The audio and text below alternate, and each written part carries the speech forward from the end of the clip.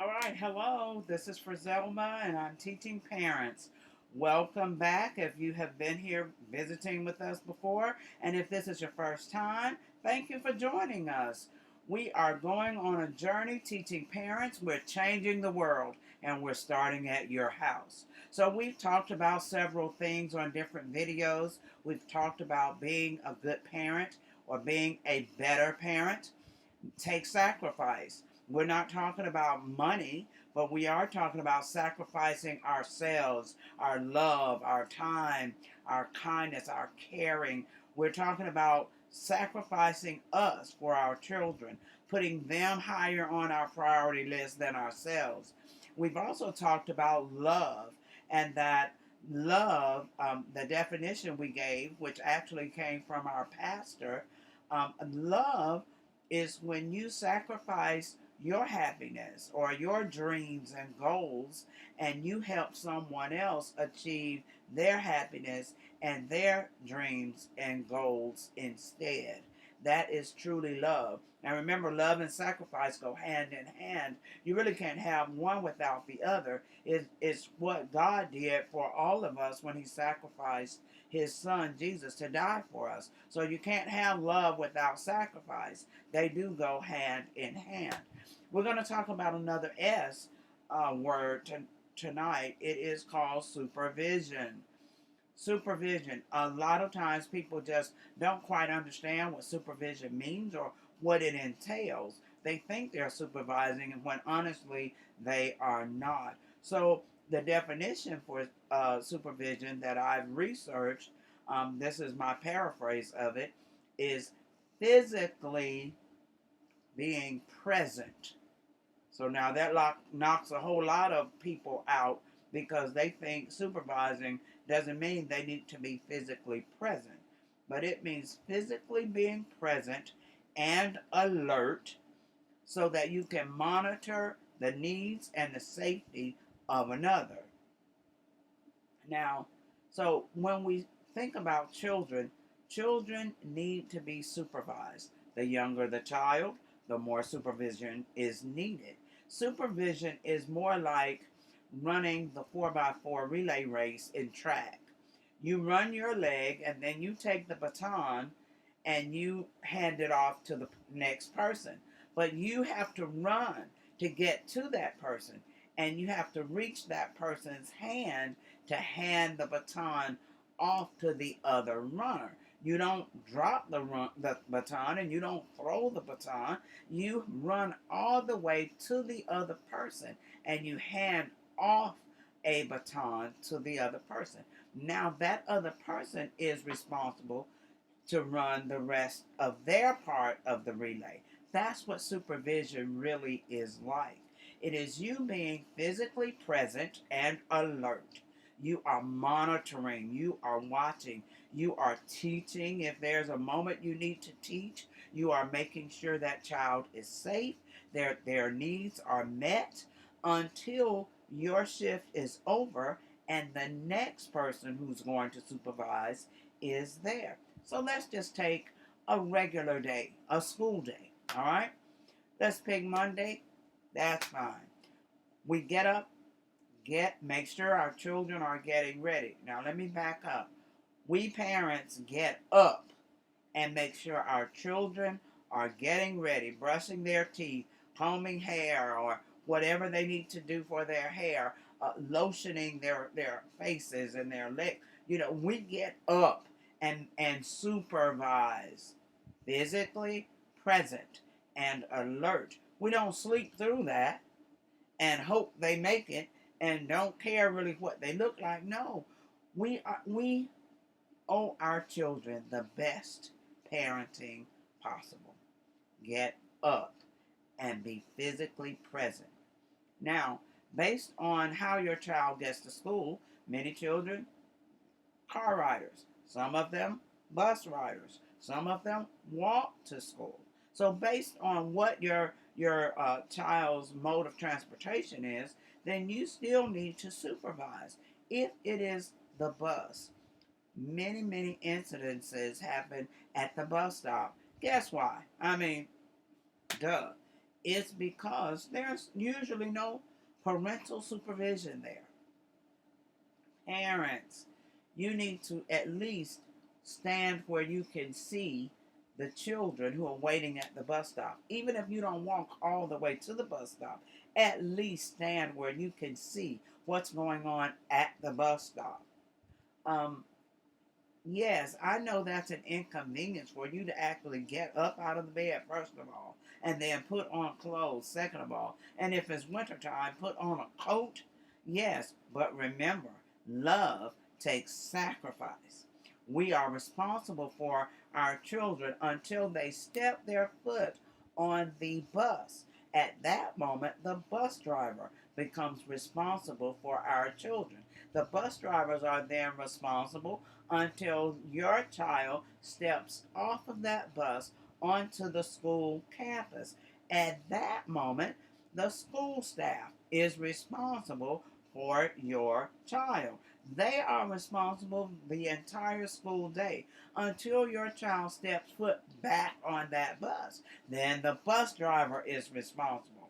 When the bus driver drives back up to the stop and your child steps off the bus, guess what? If there are no parents there, that's your shift. You're responsible for whatever happens at that bus stop. So, parents, understand supervision. Supervision is not staying in bed the whole time your children are getting ready, not knowing what's going on, not knowing if they brush their teeth, not knowing if they put on clean clothes, not knowing what time they walked out of the house. Did they miss the bus? And you know what? And children study us. But somewhere down the line, parents, we stopped understanding that we need to study them. Parenting is not as hard as we all make it out to be. Most of it is just staying one step ahead of your child. Study them, know them, stay one step ahead of them, plan for them, prepare for them, supervise them. All right? So we've got to understand supervision. If you have a work schedule where you are not able to be at home when children get out of school during the day, it's your responsibility to have someone watch that child, to have someone in the neighborhood, someone in the family, someone that you're paying to watch your children until you can get home. It is not very safe to leave them there alone, even 30 minutes, even an hour or so. No, you need to make sure there is someone responsible for watching your child or your children. Supervision takes planning. You have to plan for every part of the day. So then let's say now we're at the weekend and it's Saturday. You have to work. So your children are asleep. It's time for you to go to work. Who is going to supervise? Who do you have supervising?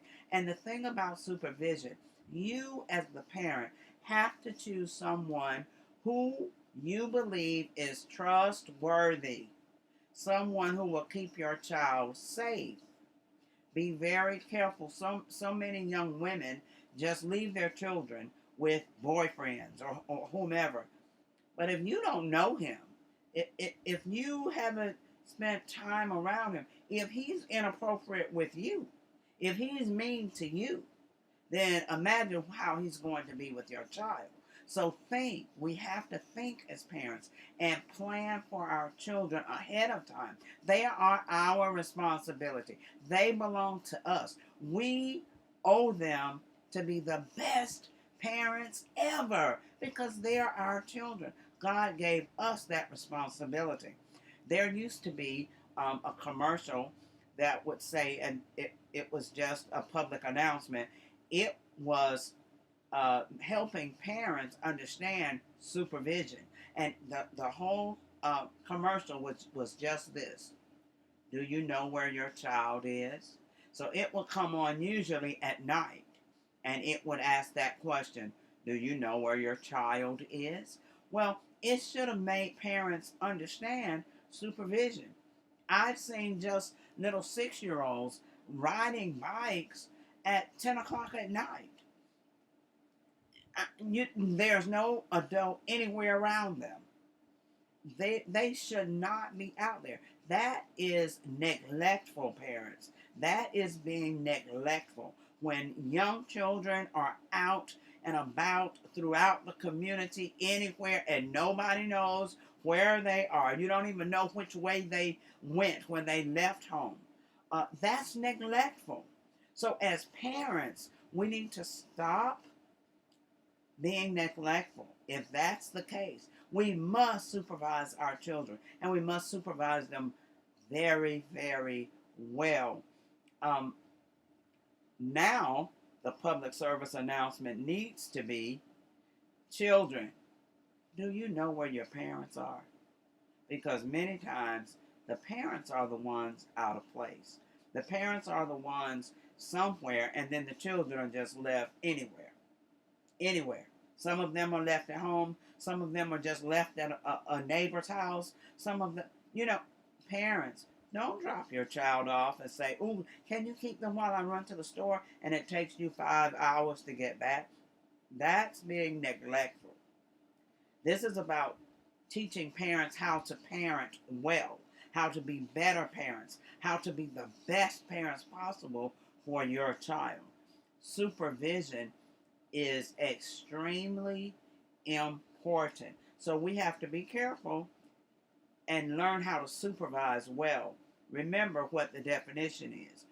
Be physically present and alert to monitor the needs and the safety of someone, of your child.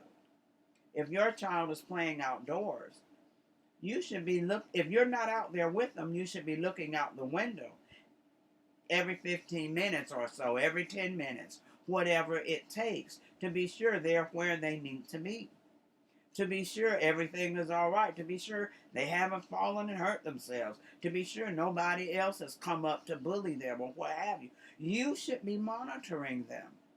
So understand supervision. And yes, I understand that this means for some of you, you're going to have to get up and do more. That's what good parenting is all about. Get up and do more. Your children deserve all of that. They deserve the best. Don't you think your child deserves the best? Well, you should. Let's give them the best. All right. So, sacrifice, love, supervision. We talked about all of that. They all go hand in hand. They all kind of just tie in together for better parenting. All right. Thanks for listening. Uh, Remember what we're doing. We're changing the world, and we're starting at your house. We're starting with you. Thank you for being here. That's all for now. This is for Zelma, teaching parents.